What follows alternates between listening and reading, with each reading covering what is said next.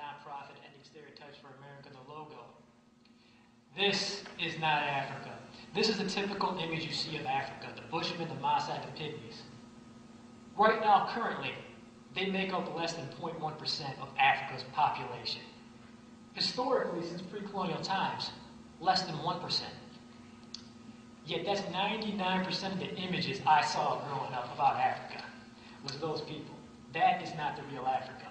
This is the real Africa. This is a medieval king. He was ruler of a kingdom in West Africa, larger than Western Europe, almost as large as the continental United States. This is a painting from the 14th century of the actual man, when he was the king.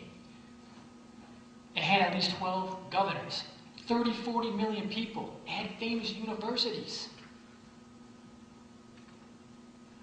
Here's his empire. 3 people, an Arab, a North African, and a European, wrote extensively about this kingdom. The Syrian, the Arab, says its inhabitants are rich and live comfortably. The North African, he traveled all around the world, China, India, East Africa, North Africa, and finally to this kingdom. And he says, these people most abhor injustice. Complete and general safety one knows throughout the land. He said, you don't have to worry about people killing you. You don't have to worry about people robbing you, completely destroying the stereotype that, oh, somehow black people are more inclined to commit crimes. Destroys that stereotype, but we never heard about this kingdom. In Timbuktu, you probably heard about Timbuktu. A European came down there and said more profit is made from the book trade than any other line of business. But of course, we never heard about that. That's the real Africa. Ancient Ethiopia. This is a 16th century castle from Ethiopia. Ethiopia in ancient times was called the 3rd most powerful kingdom by ancient writers, behind Rome and Persia, but ahead of China. They may have been, historians think, the first kingdom that actually built stone castles like this. It wasn't until about 1,000 years later the Europeans learned of these castles when they came down for the Crusades. Also, the Ethiopians invented coffee, which I think a lot of us here can probably appreciate. I know I could. They also were the first kingdom to convert to Christianity. These are stone churches from ancient times. Nubia, you may have heard of Nubia or Cush in the Bible as it's often called. They were so powerful. They're in the present day Sudan, a little bit down in Uganda. They were so powerful that they defeated Roman, Greek, Persian, and Assyrian armies. They did, like Representative Noss said, they developed their own alphabet. And their alphabet included vowels, as the Egyptians did not include vowels, so it was actually more advanced than the Egyptians. And they also ruled over the largest kingdom ever in Africa when this man conquered Egypt. This man, Taharqa, was considered one of the top 4 military strategists of ancient times by an ancient Greek writer. Him and his family ruled over Egypt for roughly 100 years, restored its economy, restored its system of temple building. And he was so beloved by the Egyptian people. When the Assyrians were going around conquering everybody, they pushed him and his family back to Nubia. The Egyptian people rallied and put this man back in place. That's how much he was loved. Like Representative Noss says, Black Africa is mentioned in the Bible quite a bit. Isaiah called Cush, or Nubia, a land of sailing ships, a people dreaded near and far, a nation strong and proud. That king that I just showed you, his name looms large in the Bible because when Israel was under attack from the Assyrians, he sent the Egyptian troops and the Nubian troops up into Israel, and they defeated the Assyrians. Moses married a Cushite woman, and the Queen of Sheba may have been from Ethiopia. I think maybe from the Arabian Peninsula, maybe from Ethiopia, we don't know. This is a 16th century city in Africa, the Congo, drawn by a European. Obviously, you can see how vibrant and bustling. Those little rows are all homes, little houses. Writing in Africa. There was all kinds of different 3 kingdoms that developed their own systems of writing. And there was many other types of written communication all across Black Africa. Just never hear about it. But here is what we see. These people. The Bushmen. The Pygmies. Now you may think, well, maybe Africa just has more than any other people. Maybe they have more than Asia, Europe, South America. Well, not quite. There are 200,000 Bushmen, and Pygmies combined. There are currently white Europeans in the Scandinavian countries who are hunters and gatherers, the Sami people, who live in those small huts like that and are nomads. Yet we don't just focus on them and ignore the great European civilizations like Rome, Greece, Spain, England.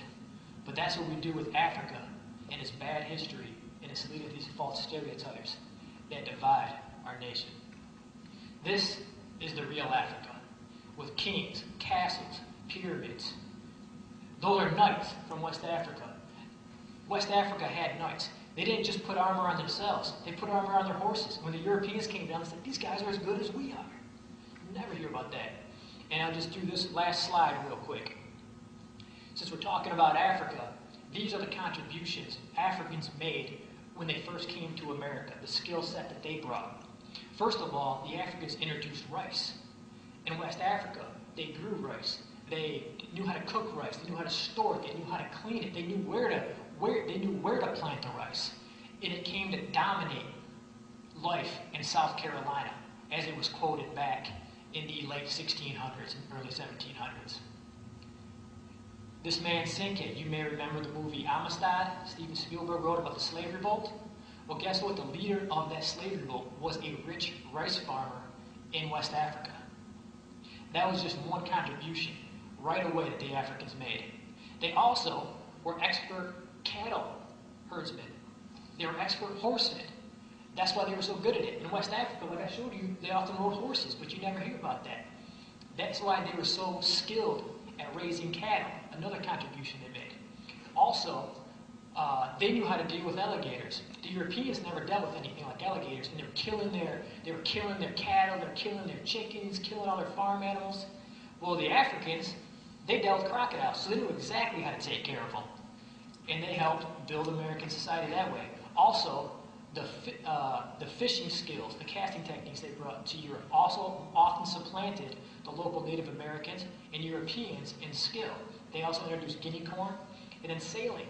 In West Africa, you had all those rivers that you had to navigate for trade. They had these big boats where you had to, ship all the goods from back and forth. When they come to America, they still have those skills. They didn't lose those skills. So they would slaves actually would often be auctioned off, and they would say, this man was an expert sailor in Africa. Africans provided the backbone of the navigation system in early America.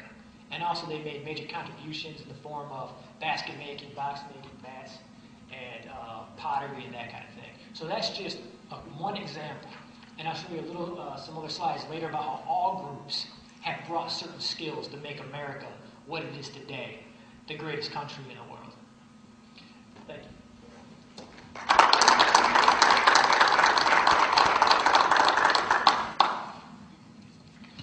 Well, thank you, Charles. I told you he was passionate and articulate, didn't I?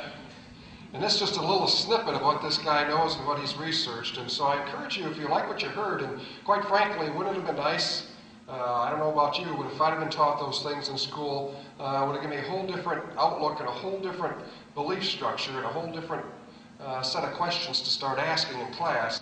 But if you're interested in hearing more, much more in-depth, I know Charles does presentations around the state to various schools and organizations on this topic and can cover a wide variety of cultures and histories. I believe, Charles, the website to contact you is endingstereotypes.com, if I'm not mistaken? www.endingstereotypes.org. If you just type in ending stereotypes into Google, you Google it, it'll pop right up. Google it.